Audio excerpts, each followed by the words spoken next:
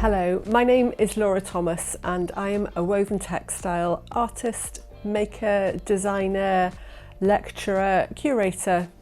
Now I have a really typical portfolio career. I love the fact that one week I might be designing some upholstery fabric, another week working on a really large scale public art commission, and another week making work for an exhibition. Now the work that I'm predominantly known for in an exhibition context is encapsulating textile structures in acrylic resin. So I make sculptures and wall panels such as this. And then I also scale this up and laminate textile structures in glass for public artworks. The Llanelli Town Centre Public Art Commission is one of the most interesting projects that I've worked on to date.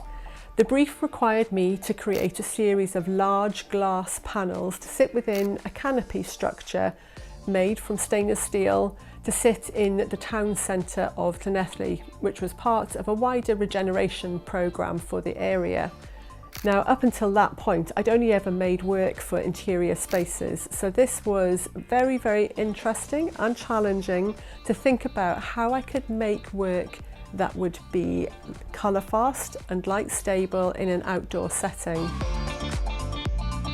So how do you go about getting a public art commission? They tend to be advertised on websites such as the Arts Council of Wales, the Crafts Council and Artist Newsletter.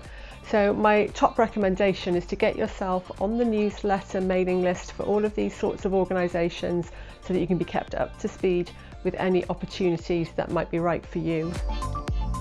So what are the pros and cons to a career as a freelancer? Well, the way I view it is that it's an opportunity to design the career that you want. You can steer your professional practice in the direction that inspires you the very most. Now, inevitably, there are ups and downs to working in this way. You're self-employed, you're in charge and responsible for every aspect of what you do.